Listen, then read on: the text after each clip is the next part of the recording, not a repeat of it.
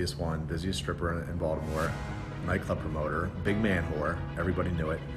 And somehow God decided to choose me to give this message to.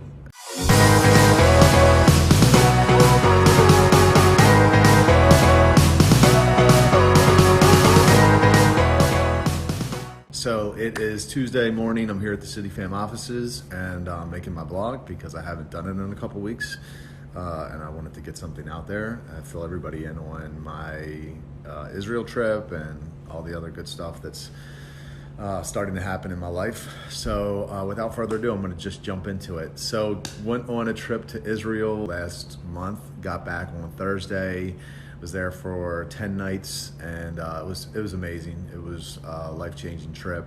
Was really grateful to be able to go, but I've gotten a lot of questions from friends asking me, like, what was the best part about it? Like, what did you enjoy the most, or what did you take away from it? And I'd have to say, if anything, I guess it was just being there and being in the places that had happened, and hearing the backstory for each thing. We had an Israeli guide that was been living over there for 50 or 60 years, so he really knew everything about all the stories and was able to tell us just a bunch of stuff that I didn't know, all the context behind each story. But actually just to see where it happened really kind of changes your faith, because you start to realize, like, hey, this really happened. This isn't a fairy tale. You know what I mean? Not that I ever thought it was, because I just experientially, I've been filled with the Holy Spirit before, so I know that God is real. And Jesus is who he said he was, but to actually be in the places where it happened, to see the cell that he was held in the night before the crucifixion, to go in the Garden of Gethsemane and be able to pray there, it's powerful. I loved it. Also, I think about Jesus, and I think about, like, I think a lot of times people talk about the crucifixion, obviously that what he endured when he went through that. But can you imagine what it was like to live on this earth for 33 years and never sin? Like that, that was pretty hard. That was a lot of pain that he had to go through, because you imagine always doing the right thing instead of the easy thing for 33 years, always for 33 years, how hard that would be. So, I don't know, just realizing that he was a man and that, it happened. Even if it was only me, even if I was the only person in the world, I believe he would have done it, and that's pretty powerful. So we went to the garden tomb where they believe that he was buried and he rose again. And we did communion there. And that thought kind of hit me, like everything he endured, everything he suffered, he would have done, even if it was only me. Even if I was the only person on earth. And that's powerful. And that really kind of, I don't know, it makes you want to live different. So I really enjoyed it. To be honest, there was a lot of commercialism though. A lot of the places that we visited, they built churches on top of the site, and they, charged fees to get in. Of course, we didn't have to pay. It was all included with our trip. But to me, it was like, I don't know. We went to another place called the Holy Sepulchre, where they believe that some sects believe that Jesus was buried. There's two different places, and who knows where it really happened. But it was so, to me, it was so gaudy and overdone, and it was like I didn't feel anything while I was there. Like I was just like, it was more like Disneyland or something, like an amusement park. And I thought, I wondered just to myself, like, when the shit hits the fan, because if you believe what the Bible says about the rapture and, Revelation and all that stuff, like at some point the shit is going to hit the fan and there's going to be this falling away. So a lot of these people that have been cashing out on Jesus for hundreds, if not thousands of years, are going to turn their back on him when it's not convenient anymore. And it'll be interesting to see who that is. You know what I mean? Like, when I see that commercialism, it kind of just leaves a bad taste in my mouth, because I feel like that is what he came to fight against. You know what I mean? Like, he was opposing the religious system and the religious elite, and they were the people that killed him. It wasn't bad people, it wasn't sinners, it was the religious people that killed Jesus, or at least were responsible for taking him to the Romans. So anyway, I'll get off of that, but it was an amazing trip. They already have it booked for next year. I'm thinking about going back even. It's going to be March 1st to March 10th. I had a lot of people message me and ask me about going, and I would highly recommend it. It was awesome. It was part vacation, part learning experience, part spiritual, experience. It was awesome. So March 1st to March 10th. I'll put a link in one of the comments below, so if anybody wants to go, or at least get more information, you can do that. So What else? I had a book signing last weekend. That was pretty good. Had about, I don't know, 10 friends or so come out. It was at Barnes & Noble over at Johns Hopkins. And it really just reminded me how much I like to talk about the subject. I'm not a public speaker. You know, I don't have a desire to speak in front of people. I like the social media stuff. I like the vlogging now, which I honestly didn't even like this when I started. But when I got up there and I started talking about sex, which is probably my favorite thing to talk about, I just really enjoyed it because I can break it down and I can explain it so practically, I believe, maybe better than anyone on earth, that I just really enjoy it. And now I'm thinking, you know, I want to do more of these. I want more opportunities to speak in front of crowds. So I'm looking for like schools or churches or any other related organizations to come and talk in front of and share, you know. So I'd even come and talk for free if they bought books and, you know, paid for my travel. I would even do it for free. I like it that much. So I'm excited to see where it goes. But thank you to my friends that came out. Like I said, I had about 10 people come out and support me. And you know, it was cool. It was cool. We sold some books, and hopefully I'll get more opportunities to do it. I got nominated for the Baltimore Sun's Reader's Choice poll. So Why Waiting Works was nominated for his best book, which is pretty cool. You know, I posted something earlier. I said, only God could have wrote that story. You know, like if you think about my story, I was a stripper, you know, worked for every entertainment agency in Baltimore, you know, the busiest stripper in Baltimore, nightclub promoter, big man whore, everybody knew it. And somehow God decided to choose me to give this message to, and about sexual purity. And it's kind of weird. It's kind of mind-blowing when you think about it, like, you know, but that's what he does. That's the kind of stories that he writes. You know, and I think people are relating to the book because it's a little different than other books that have been written about the subject. Usually it's the books about sexual purity are written by people that maybe you know, haven't lived that life. They haven't had a lot of sex. It's written more from like you're sinning, you're breaking a commandment, whatever. I write it strictly from a practical standpoint. Like, let's just break it down and see the way this really plays out, because I know how it played out in my life. But I think that's why people are responding to it, and I think really why God chose me to give this message to, because honestly, again, I say this before, this was not my idea to do this. I would never have been abstinent. It was, you know what I mean? Like, it just was not my idea. He just told me the right things at the right time to get me to behave the way I needed to in order to learn the lessons. So, you know, I guess you think about, like, because I've asked myself, I'm like, why, you know, why me, you know? And I feel like if you wanted to get out of the forest, you know, like you needed a guide to get out of the forest, you would want somebody that was all the way in the forest, you know, that was deep in it and knew every mile marker on the way out. You wouldn't want somebody that was near the edge, you know, so that to me would be like a good person. Like, I was all the way in the forest. I was all the way deep in the forest, further than anybody, you know, most people will go. So I know the way out. I know every tree you're going to pass on the way out. I know every mile marker. I know everything you're going to go through if you're trying to get out of a situation like that, whether it's relates to sex or alcohol or drugs or just, you know, whatever, that life.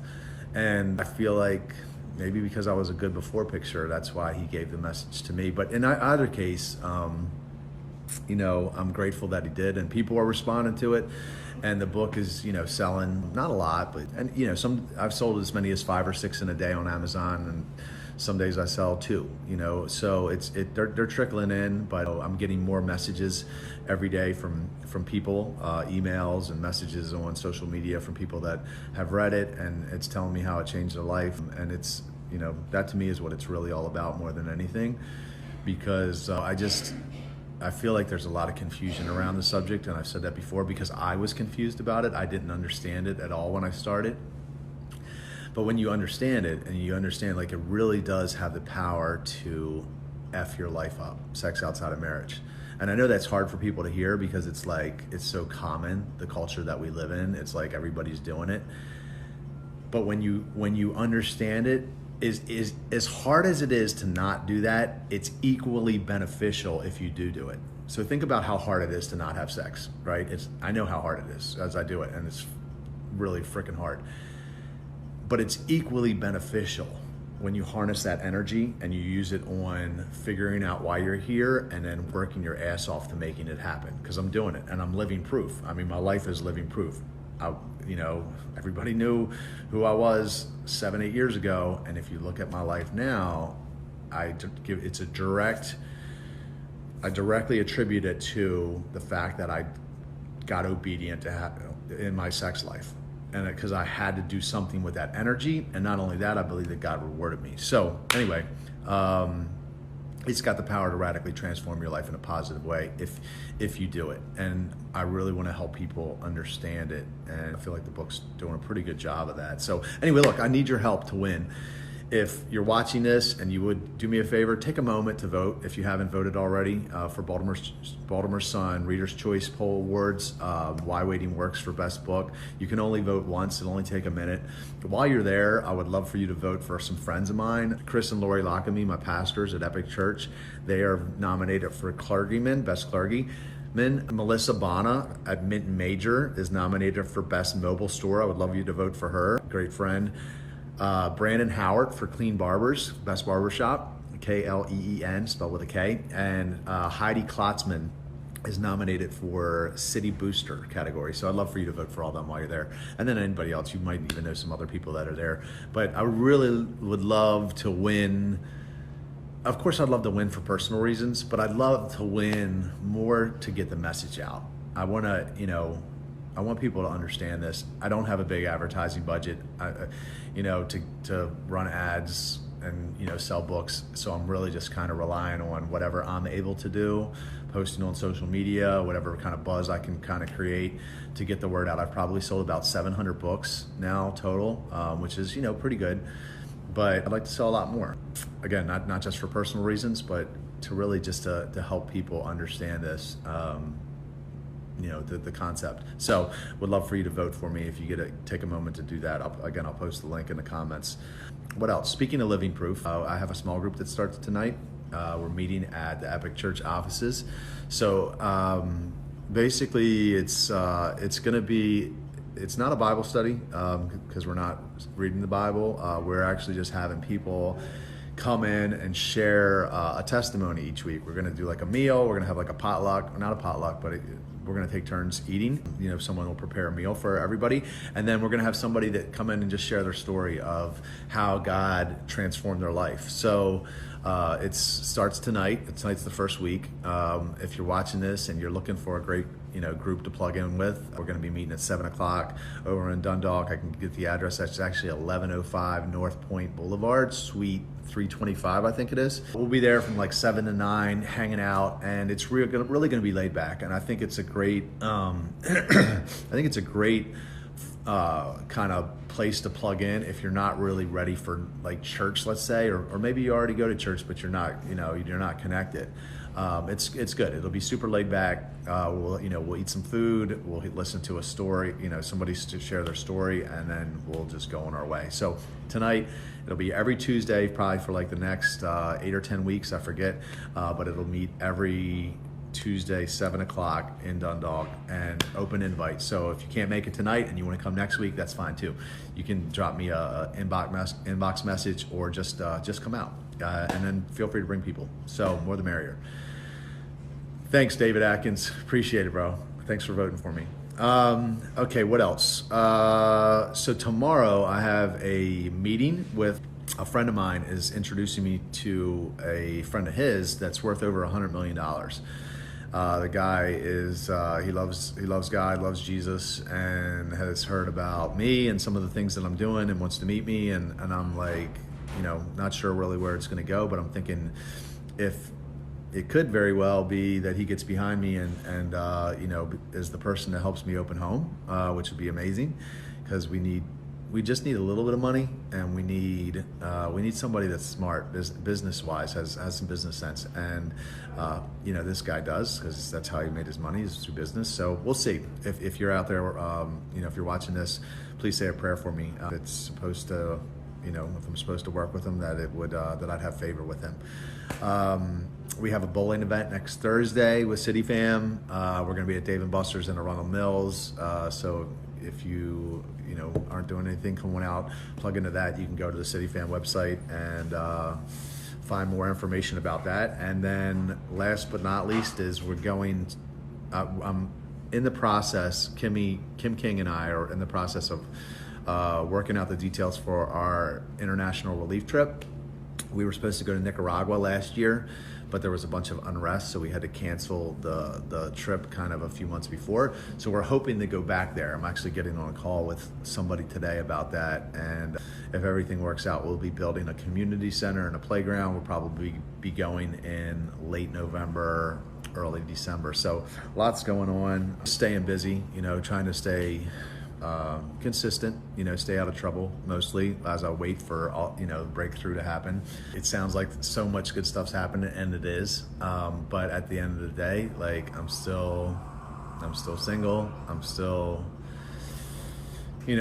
financially struggling. Make it to the next day. Stay consistent, stay in a routine so I don't mess up and fall prey to some of my former demons, which is challenging sometimes. But anyway, it's all good and it's happening. So appreciate you guys. Thanks for watching. And again, I'll post links to everything I just talked about in the comment section below. So that's it. See you. Thank you so much for watching my video on YouTube. I wanted to take a moment here at the end to tell you about something that is not only important to me, it's important to the world. Recently, I wrote a book entitled Why Waiting Works: How Fast Sex Prevents Us from Finding True Love and Long-Term Happiness. It has an average 5-star review on Amazon, and it's written so practically that even readers that didn't agree with my stance on waiting have told me it caused them to reevaluate their lives. So if you or anyone you know is single, or if you or anyone you know is in a physical relationship and not married, I am imploring you to pick up a copy of my book. It literally will take you a maximum of 4 hours to read it and has the potential to change the course of your life. It's one thing to do something that you don't completely understand. It's a whole different thing to do something when you know exactly why you're doing it. And that's what my book is really doing for people. So I just want to thank you in advance. Again, this is something that's important to me, but it's even more important for the rest of the world. And I can really use your help to get the message out. Thank you.